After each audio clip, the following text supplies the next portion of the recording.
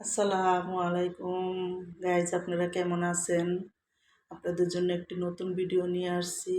প্রথম আমি দেখুন এখানে তেল দিলাম, আধা কাপ তেল দিয়ে 2টা তেজপাতা দিছি, 2-3টা এলাচি, দারচিনি, গরম মশলা একসাথে করে দিয়ে দিলাম।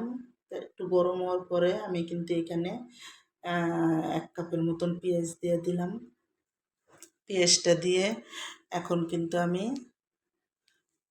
পেঁয়াজটা যখন একটু হালকা লাল হইব ততক্ষণ আমি একটু পেঁয়াজটা লাড়া দিয়ে তারপর রেখে দেবো। পেঁয়াজটা যখন একটু লাল হয়ে আইব হালকা হালকা, দেখুন হালকা হালকা মরিচ একটু লাল হয়ে আইছে, তখন আমি এদিকে মশলাটা দিয়ে দিব। আর এখন আমি দেখুন এখানে 6 চামচের মতন হইব আমি আদা রসুন বাটা দিয়ে দিলাম। আদা রসুন বাটাটা দিয়ে এখানে কিন্তু আমি স্বাদ মতন লবণটা দিয়ে দিলাম। লবণটা দিয়ে আমি এক এক করে সব মশলা দিব।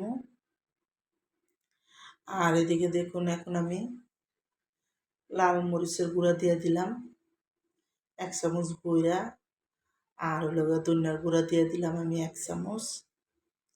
দিয়ে আমি কিন্তু এখানে হলুদটা দিয়ে দেবো। হলুদটা আমি আধা চামচ দিছি, হলুদটা বেশি দিই নেই, আধা চামচ দিলাম। হলুদটা দেওয়া হলে এখানে কিন্তু আমি একটু গোলমরিচের গুঁড়া দিয়ে দিলাম আধা চামচ। গোলমরিচের গুঁড়াটা দিয়ে আমি এখানে কিন্তু একটা গরু মাংসের মশলার প্যাকেটের থেকে মশলা দিলাম। এই মশলাটা দিয়ে একসাথে কিন্তু আমি মশলাটা ভালো করে একটু মিলাবো এই তেলটার সাথে। মশলাটা যখন তেলটার সাথে একটু মিলা নেব, এদিকে কিন্তু আমি অল্প করে পানি দিয়ে মশলাটা একটু কষাই নেব, যাতে মশলাটা নিচে পুড়ে না যায়। এই জন্য আমি অল্প করে একটু পানি দিছি। আর এই পানিটা দিয়ে কিন্তু মশলাটা ভালো মতন আমি দেখুন পুরো সুন্দর করে একটু বুনা বুনা করবো মশলাটা। যখন তেল ছেড়ে দিব মশলাটার মধ্যে, তখন আমি গরু মাংসটা এখানে দিয়ে দিব। আমি এখানে একটা জাল গরু মাংস রান্না করতেছি, আর জাল গরু মাংসটা কিন্তু অনেক মজা লাগে। আর দেখুন এখন আমার মশলাটা কষানো হয়ে গেছে। এখন আমি গরু মাংসটি সুন্দর করে ধুইয়া কাটটা রাখছিলাম, পানিটা জড়াইয়া আমি এদিকে পানি দিব। আমি কিন্তু এই গরু মাংসতে কোনো পানি দিব না, এই মাংসতে যেই পানি উঠবো ওই পানিটা দিয়ে আমি মাংসটা সুন্দর করে আদা সিদ্ধ করে কষামো। আর দেখুন এখন আমি এই মশলার সাথে ভালো করে কিন্তু গরু মাংসটা মিলাই দিব। মশলাটা যত ভালো করে গরু মাংসের সাথে মিলবো তত ভালো। মশলাটা মিলাইয়া তারপরে কিন্তু আমি ডাইক্কা মাংসটা রান্না করবো।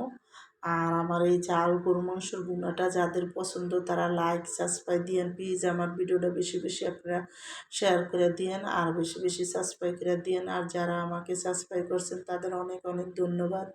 যারা না করছেন তারাও প্লিজ আমার আমার ভিডিওটা সাবস্ক্রাইব করে দিয়েন।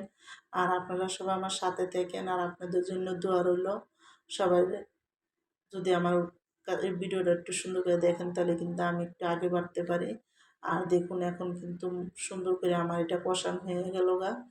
সুন্দর মতন যখন তেল উঠে গেছে গা, আর ভালো করে মাংসটা যখন আমি করে কষানো হয়ে যাব, তখন কিন্তু আমি এদিকে অল্প করে কটা আলু দিয়ে দিব। আর আলুটা দিয়ে কিন্তু আর আমি কিন্তু এদিকে মাংসটা অনেক ঝাল করে রান্না করতেছি। দেখুন এখন কিন্তু আমি অল্প করে একটু আলু দিয়ে দিলাম। এই আলুটা দিয়ে আমি কিন্তু এই মাংসটা একটু কষাই নিব ভালো করে, যাতে মাংসটা কষাইয়ে ভালো মতন কষাইয়া আমি কিন্তু এখানে ঝোলের পানিটা দিয়ে দিই। আর এখন দেখুন আমি কিন্তু মাংসটা সুন্দর করে কিন্তু আলুটার সাথে কষানো হয়ে গেছে। আর আলুটার সাথে কষানো হয়ে গেছে, তেল উঠে গেছে। এখন আমি অল্প করে গরম পানিটা দিয়ে দিব এখানে। আর পানিটা দেখুন দিয়ে তারপরে কিন্তু আমি এই করবো। এখন কিন্তু দেখুন আমি অল্প বেশি পানি দিই নাই, অল্প দিছি। এই পানিতে আমার আলুটা আর মাংসটা যেটুকু আর একটু আদা সিদ্ধ হয়ে রয়েছে, এই সিদ্ধটা হইব। তারপরে আমি চুলাটা একটু কমায় রান্না করবো।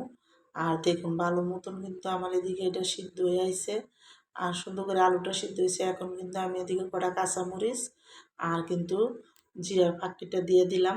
দিয়ে কিন্তু এখন একটু লাড়া দিয়া আমি তরকারিটা আরেকটু ভালো করে ঝোলটা মজন পর্যন্ত দেখুন। দেখুন আমার তরকারিটা রান্না সম্পূর্ণ কি